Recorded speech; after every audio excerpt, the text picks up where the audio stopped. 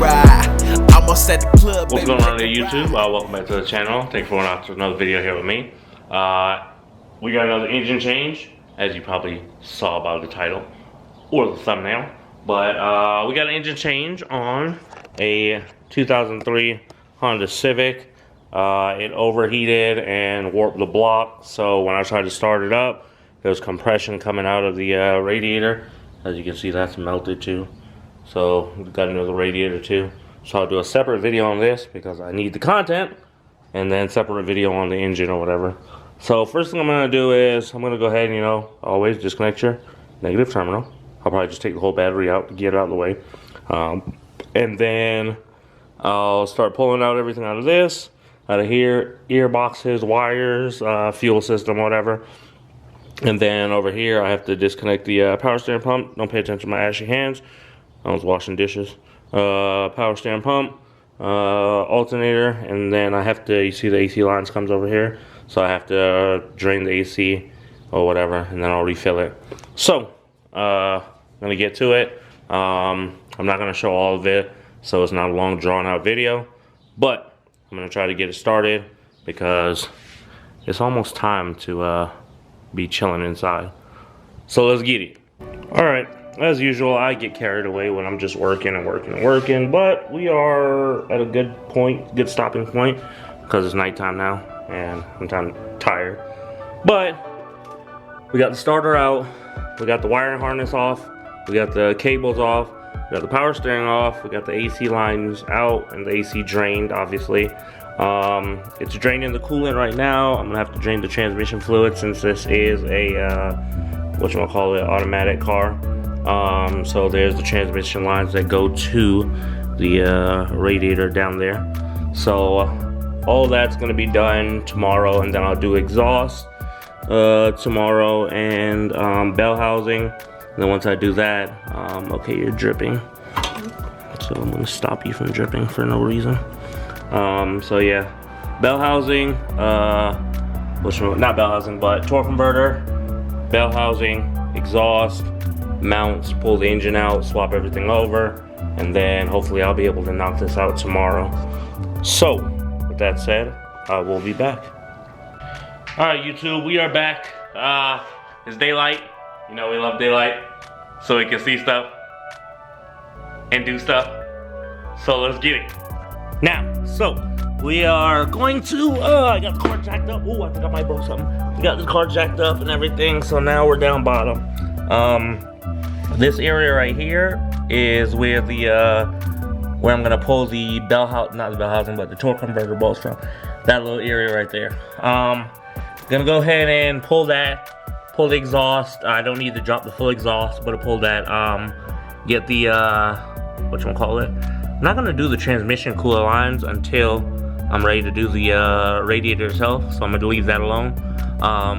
But do that at the bottom, disconnect the cable linkage or whatever so that I can shift it from manual to, not from manual, but from park to, what am I thinking, neutral. Pull these 10mm bolts and everything, start doing the bell housing. And once I start doing that, everything else is good.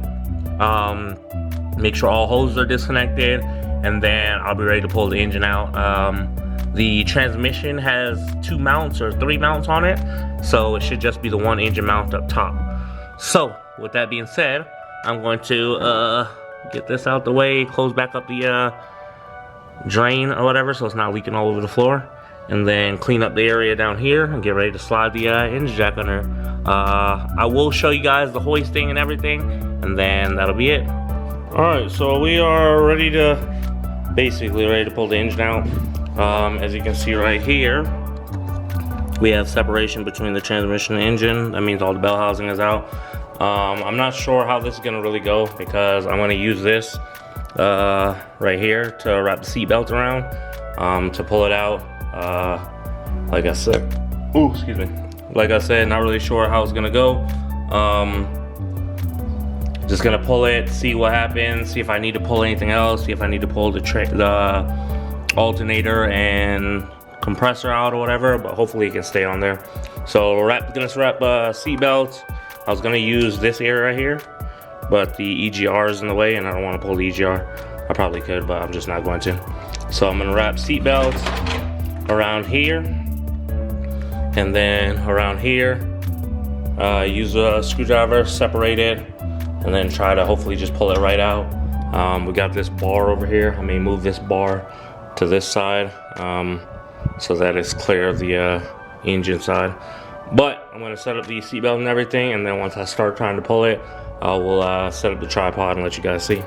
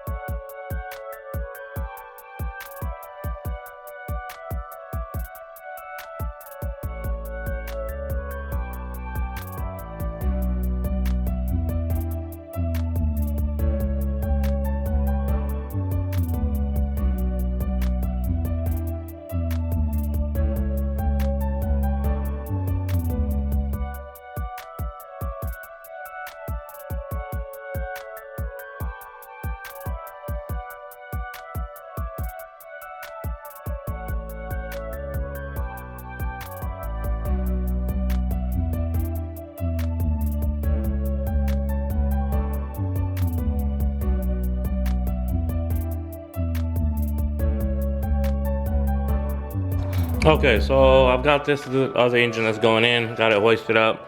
I had to swap over the rail, the fuel rail, because these connections are a little different. This one is pointed like that, and this one is pointed like that, upward.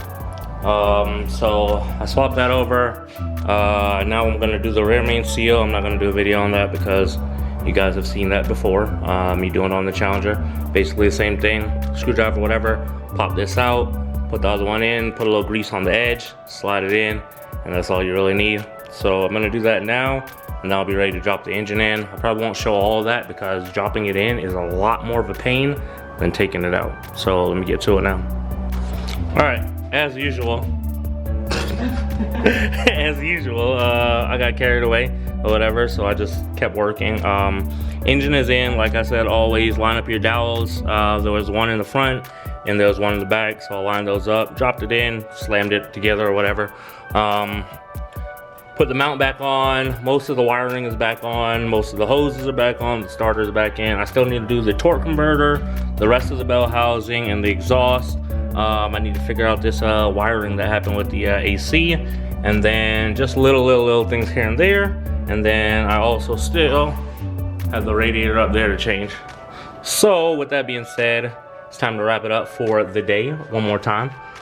We got one more day and then we'll knock the rest of this out. This was a D17 Alpha, and the one that came out of it was a D17 Alpha 2. So there's little things that I have to, you know, fix up. But with that being said, we'll be back tomorrow. All right, YouTube, we are back for the third day and most likely the final day of this whole engine change or whatever. I've just been so busy doing all of the stuff, so I never got a chance to actually like get into it and finish it up. So today, like I said just a little while ago, I got a bunch of the stuff in, wires and everything like that. So now I'm gonna kind of just take my time, take it slow, but you know, efficiently, and get everything done, clean up a couple of these parts, put them back in so that if I have any leaks, I'll be able to see them. So first thing I'm gonna do is get down bottom, do the bell housing, the rest of the bell housing, and the torque converter, and then I'll bolt all that back up and do the exhaust and the shifting cable. So with that being said, let me get to it and I'll show you guys. I don't know if it'll be a finishing product or what, but under the car ain't really, you know, camera worthy. So let's do it. Okay, so we are all finished up with the engine. I just put everything back together. Wasn't really trying to, you know, wait or whatever. So intake and everything is in, bottom is all good, power steering is in, belts are on, everything is Gucci. So there's no coolant in it. As you can see, the coolant lines are still disconnected. So I'm gonna try to start it up just to make sure the engine is good.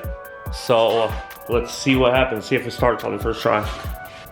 Okay, we got the jump box hooked up and everything. So let's see what it does, see if it starts, see if this engine is good or whatnot.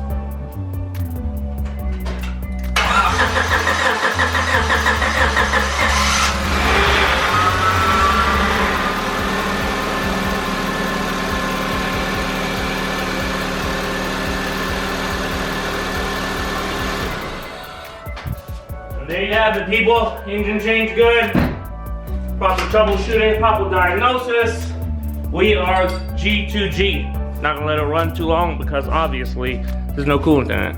So now, let's go ahead and get this radiator changed.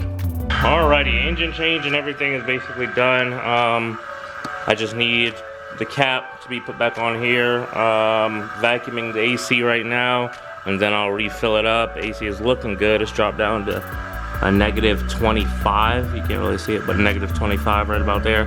So we'll see if it holds. If it doesn't, then it has a leak. But other than that, I need the cap to put on for the radiator so I can run it up or whatever. No check engine lights on the car, so we're Gucci. So as soon as I get the cap, I'll shoot the rest of the video and we will be done. All right, I already know I look terrible. Don't even, whatever. But engine change is done. Running up now. I got the cap, so I was able to put it on. Hoses are feeling good and everything like that. Filled it up with the coolant and engine oil. Topped off power steering. Made sure there's no leaks. Let it run for a while so the battery could charge. Everything's good. Recharge the AC. AC is blowing nice and cold. So yeah, we're done. Put on back like the bumper and everything after I did the radiator and everything like that. So everything is G2G. They'll be coming to get it soon. And you know, another engine change in the bag. Second one for this garage. Alright, that is going to be the end of this little vlog. This somewhat DIY, not really type of vlog, whatever the hell it was, for the Honda Civic engine. If you haven't already done so, please be sure to like, subscribe, drop a comment, turn on notifications, and hit that share button. Appreciate you guys for watching, and I hope you guys enjoyed it. Catch you in the next video. Peace.